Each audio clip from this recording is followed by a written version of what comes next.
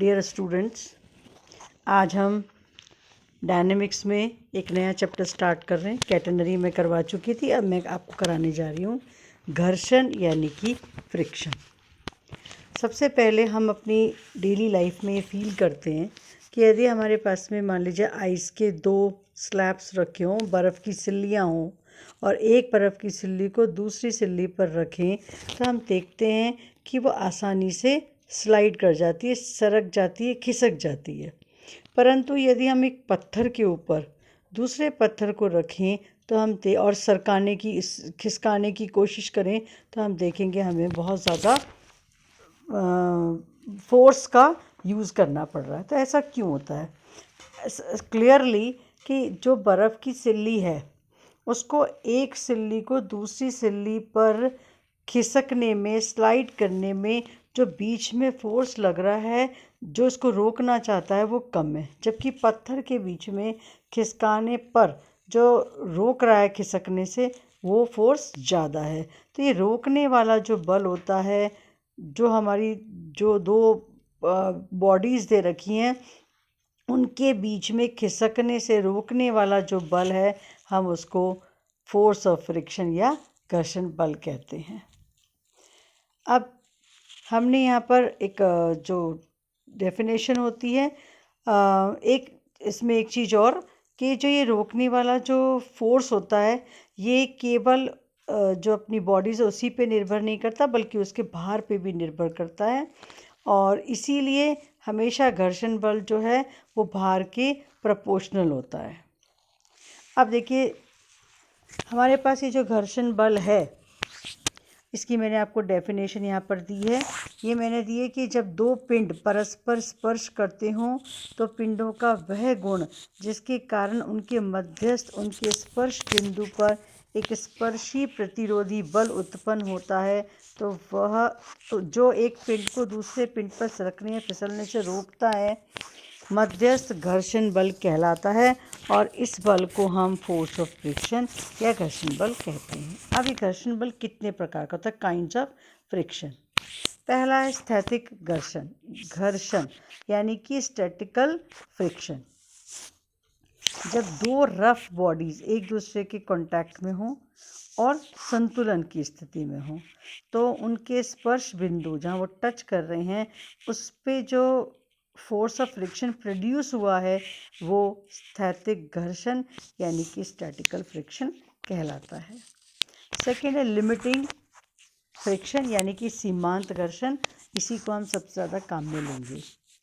जब 2 rough body एक दूसरे को कांटेक्ट में हों और एक दूसरे पर फिसलने की बिल्कुल फिसलने वाली स्थिति में हो, अर्थात हमारा जो लिमिटिंग इक्विलिब्रियम है वो मैक्सिमम हो, मतलब लिमिटिंग इक्विलिब्रियम की अवस्था यानी कि सीमांत संतुलन की अवस्था हो, तो जो उनके पॉइंट ऑफ कांटेक्ट पर जो फोर्स हमारा प्रोड्यूस होता है वो मैक्सिमम होता है और हम उसे सीमांत घर्षण या लिमिटिंग फ्रिक्शन कहते हैं। नेक्स्ट है हमारा डायनेमिक फ्रिक्शन। यहाँ क्या है? जब एक बॉडी दूसरी बॉडी पर से फिसल रही है तो ऐसी अवस्था में जो हमारा पॉइंट ऑफ कांटेक्ट है वो विपरीत दिशा में, क्योंकि फिसलना स्टार्ट हो चुकी है, फिसल रही है, तो हम क्योंकि फिसल रही है तो हमारे पास पॉइंट ऑफ कांटेक्ट के में एक जिस डायरेक्शन में फिसल रही है उसके अपोजिट डायरेक्शन में एक जो घर्षण बल उत्पन्न होता है हम उसे गतिक घर्षण कहते हैं। नेक्स्ट है हमारा एंगल ऑफ फ्रिक्शन। अब हम मैंने आपको बताया सीमांत घर्षण यानी कि जब 2 रफ बॉडीज़ एक दूसरे पर बिल्कुल फिसलने की स्थिति में हों और उस समय हमारा जो फोर्स ऑफ फ्रिक्शन है वो मैक्सिमम होता है, और लिमिटिंग इक्विलिब्रियम बिल्कुल सीमांत संतुलन की अवस्था होती है, तो हमें जो घर्षण मिलता है वो मैक्सिमम होता है। अब यदि हमारे पास में मैक्सिमम, अब हमारे पास में F जो है वो है मैक्सिमम। मैंने यहाँ पे एक जो पिक्चर ली है उसमें मैंने आपको एक F फोर्स दिखाया है और वो हम कह रहे हैं वो मैक्सिमम फोर्स ऑफ फ्रिक्शन है महत्तम घर्षण बल है। अब जो बॉडी है वो एक तरफ तो फोर्स लग रहा है, तो नेचुरली एक फोर्स दूसरा जो लगेगा वो हमारे पास एक हो जाएगा P, जो इसकी अपोजिट डायरेक्शन में होगा, और एक होगा हमारा नॉर्मल रिएक्शन R, और F और R का रिजल्टेंट है हमारा S। तो रिजल्टेंट फोर्स S जो नॉर्मल रिएक्शन के साथ एंगल बनाती है, हम उसको कहते हैं एंगल घर्षण कोण, यानी एंगल ऑफ फ्रिक्शन, और इसे हम लैम्डा से डिनोट करते हैं। तो यहाँ मैंने आपको S और R, S तो हो गया रिजल्टेंट फोर्स, जो रिजल्टेंट रिएक्शन जो कि किस किस का, F का और R का, तो F और R का रिजल्टेंट रिएक्शन S, तो S और R के बीच का एंगल। नेक्स्ट आता है हमारा घर्षण गुणांक। अभी हमने कहा कि यदि दो बॉडीज़ एक दूसरे के कांटेक्ट में हो और लिमिटिंग इक्विलिब्रियम की पोजीशन में, यानी सीमांत संतुलन की अवस्था में हो, तो जो उनके स्पर्श बिंदु, जो पॉइंट ऑफ कांटेक्ट है, उस पर मैक्सिमम फोर्स ऑफ फ्रिक्शन होगा, और एक अभिलंब प्रतिक्रिया है R। तो R में और मतलब अभिलंब प्रतिक्रिया और महत्तम घर्षण बल के बीच जो रेशो होता है वो कांस्टेंट होता है, और इस अचर अनुपात को ही हम घर्षण गुणांक कहते हैं, और इसे हम म्यू से डिनोट करते हैं। तो यदि हमारा F maximum force of friction है और R हमारा नॉर्मल रिएक्शन है, तब म्यू हो जाएगा हमारा F अपॉन R, यानी कि F is equal to mu R।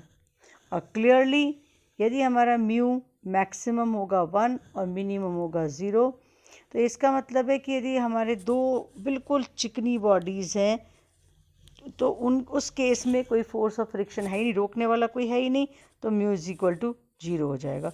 और पूर्णतया यदि हमारी रफ बॉडीज़ हैं तो म्यू इज इक्वल टू 1 होगा। नेक्स्ट हमारा घर्षण कोण और घर्षण गुणांक के बीच संबंध, यानी relation between angle of friction and coefficient of friction, यानी हम चाहते हैं लैम्डा और म्यू के बीच का रिलेशन। अब देखिए, हम ये मान के चल रहे हैं कि जो दो बॉडीज़ हैं वो कांटेक्ट में हैं, और वो इस समय जो है वो सीमांत संतुलन में है, यानी कि लिमिटिंग इक्विलिब्रियम में है। यदि लिमिटिंग इक्विलिब्रियम में, तो अभी भी मैंने आपको बताया F is equal to mu R होता है, जहाँ पर F maximum force of friction है। तो F है मेरा maximum force of friction, mu है कोफिशिएंट ऑफ फ्रिक्शन, और R है रिजल्टेंट रिएक्शन या नॉर्मल रिएक्शन। तो यदि हमारा S रिजल्टेंट रिएक्शन है, तो मैंने आपको ये बताया था, यहाँ पे मेरे ये होना चाहिए था, जो हमारा ये R है वो आपका नॉर्मल प्रतिक्रिया होगी, तो S जो है वो है रिजल्टेंट रिएक्शन, तो F और R का रिजल्टेंट रिएक्शन है S। तो R हमारे पास में इन फोर्सेस को यदि हम हॉरिजॉन्टली और वर्टिकल रिजॉल्व करें, तो क्लियर आपको पिक्चर से दिखाई देगा S cos of lambda, S cos of lambda is R, and S sin lambda is equal to F, और अभी मैंने कहा F is equal to mu R. S cos lambda is equal to R को equation number 1 दिया, और S sin lambda is equal to F is equal to mu R को मैंने equation number 2 दिया है। अब 1 और 2 को स्क्वायर किया और ऐड कर दिया, तो S square is equal to R square common 1 plus mu square, S is equal to R under root of 1 plus mu square. और सेकेंड इक्वेशन को जब हम फर्स्ट इक्वेशन से डिवाइड करते हैं, तो mu R upon R is equal to S sine lambda upon S cos lambda, तो tan lambda is equal to mu. अब मैं आपको नेक्स्ट इसमें इसके क्वेश्चंस करवाऊंगी।